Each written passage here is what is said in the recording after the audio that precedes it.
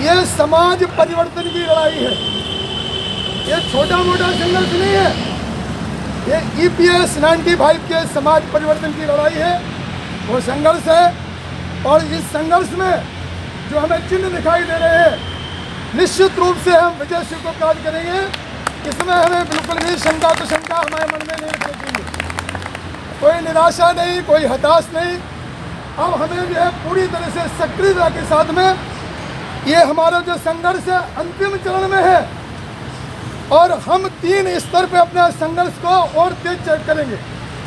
पहला है प्रचारात्मक कार्यक्रम। ध्यान सुनने वाली बात को, हमको प्रचारात्मक कार्यक्रम करना है कि हमारी मांगे क्या है, हमारे अधिकार क्या है, कैसे प्राप्त होंगे, कहाँ तक आए, ये सब, और जन आंदोलन इसको हमको बनाना है। ध्यान सुनने वाली बात को, अभी तक केवल हम इसमें शामिल थे, अब आज यहाँ से हम संकल्प लेके जाएंगे कि हमारे परिवार के साथ के लोगों को, परिवार के लोगों को इसमें जोड़ेंगे, हमारे मित्रों को जोड़ेंगे, और समाज को भी इसमें हम जोड़ने की पूरी कोशिश करेंगे।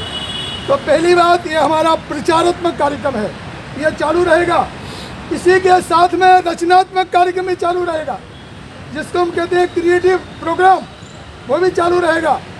कुछ हमारे, अब हमने देखा, हम आप तो हमारे परिवार के बताने में कोई मतलब जो है कोई जो कोई हमको छुपाना नहीं चाहिए। आज 550 जिलों में हमारा संगठन तैयार है, लेकिन जो बचे हुए जिले हैं उनको भी हम इसी पीरियड में कवर करेंगे।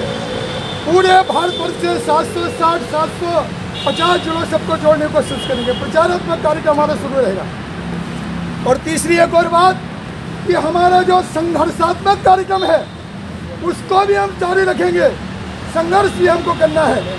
ये तीनों कार्यक्रम जो है शुरू करने का, साथ साथ चलाने का, हमको यहाँ से संघर्ष लेके, हमको यहाँ से संकल्प लेके जाना है। दूसरी बात कि संकल्प कभी किसी के अधूरे नहीं रहते हैं, और वायदे कभी किसी के पूरे नहीं होते हैं। ध्यान सुनो हमारी बात को, सरकार हमें वायदा दे रही है, लेकिन हमारा संकल्प है कि हम हमारे संकल्प को पूरा करके ही रहेंगे।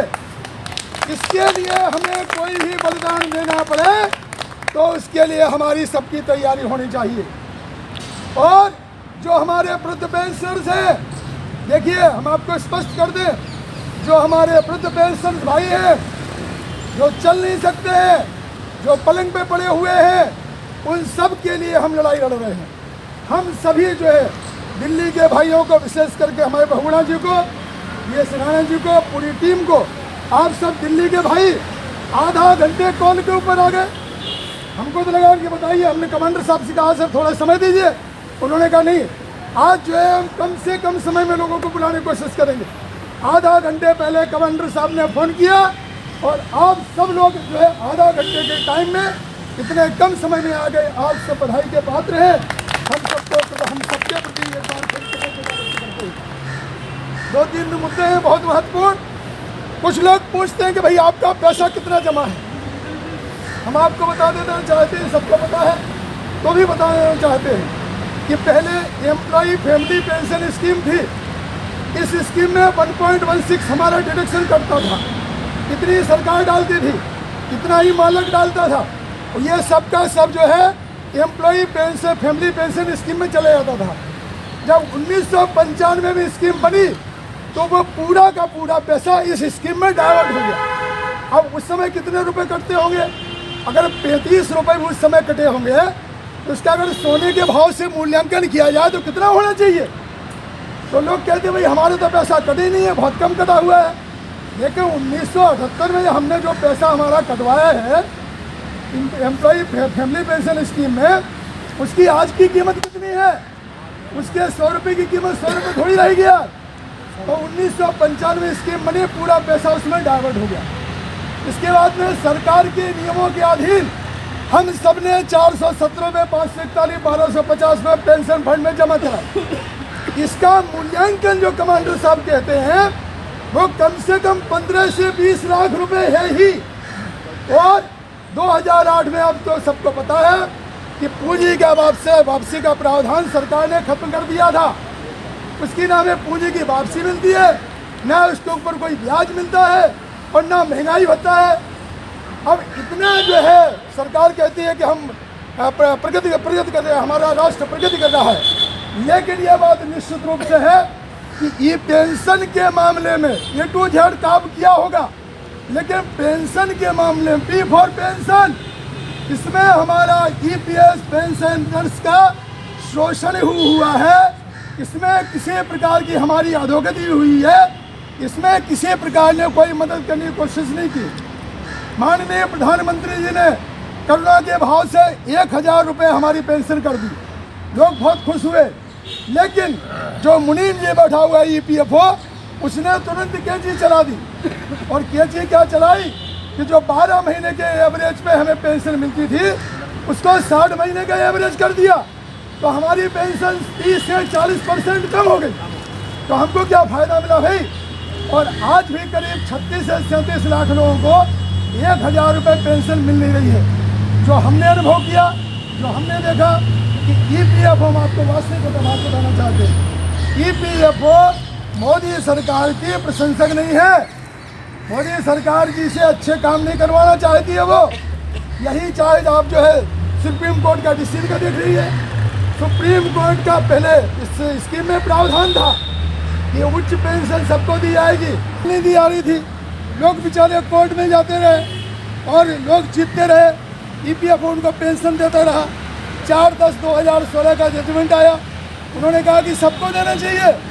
देखिए ध्यान सुनने वाली बात को, एक बहुत महत्वपूर्ण मुद्दा है। और मुझे याद है कि 23/5/2017 को श्रम मंत्री जी ने संसद में कहा था कि सुप्रीम कोर्ट के निर्णय के हिसाब से अनुसार हम उच्च पेंशन आपको सबको देंगे। 23/3/2017 को सर्कुलर निकला, लेकिन ध्यान सुनिए, इसके बाद में सर्कुलर एक बड़े अधिकारी ने निकाला EPFO के, लेकिन एक नालायक अधिकारी ने, असंवेदनशील अधिकारी ने, उसने क्या किया, 31/5/2017 की इंटीरियम एडवाइजरी निकाल दी और उसके ऊपर रोक लगा दी। और रोक लगाने के बाद में फिर ये मामला उलझ गया। फिर बेचारे फिर कोर्ट में चले गए, लोग कोर्ट में फिर चले गए। लेकिन जो भाई हमारे कोर्ट में गए थे, उनके पास में उतने अच्छे वकील नहीं थे। और EPFO ने, लेबर मिनिस्ट्री ने वहाँ बहुत लंबी लाइन बड़े बड़े वकीलों की खड़ी कर दी। और तर्क और तथ्य और प्रमाण के अनुसार हमारे जो भाई थे, उनके वकील तर्क करने में कहीं कुछ कम गिर गए। और 4/11/2022 का फिर जो है जजमेंट आया, उसमें कुछ चीज़ें कही गई, लेकिन जो उसमें हमारे ऊपर फिर अन्याय हुआ है।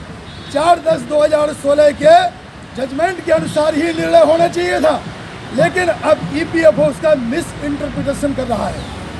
इसलिए जो है वो मामला भी अधर में लटका हुआ है। हायर पेंशन अभी तक किसी को नहीं मिली है, ये बड़े दुख की बात है। तो वो भी हमारे लिए मुद्दा है कि 7,500 प्लस DA हमको मिलना चाहिए। 7,500 क्यों मिलना चाहिए?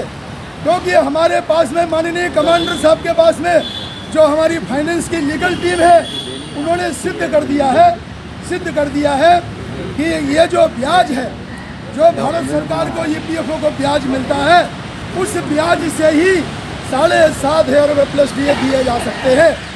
इन लोगों ने, हरामखोरों ने हमारा मुल्क को खा लिया ब्याज से। लेकिन दुख की बात यह है कि आज ब्याज भी सरकार देने को तैयार नहीं है। तो सबसे महत्वपूर्ण बात कि हमको 7,500 प्लस DA और सुप्रीम कोर्ट के जजमेंट के अनुसार उसका मिस इंटरप्रिटेशन ना किया जाए, उस जजमेंट की सही व्याख्या की जाए और हमारे जो भाई चाहते हैं उनको हायर पेंशन दे दिए जाए। इसके बाद में एक और बहुत महत्वपूर्ण बात है, अगर EPFO को लगता है, EPFO ने क्या किया, एक भूत बना दिया कि हायर पेंशन में बहुत पैसा चला जाएगा। वास्तविकता ये है कि कमांडर साहब की डिमांड है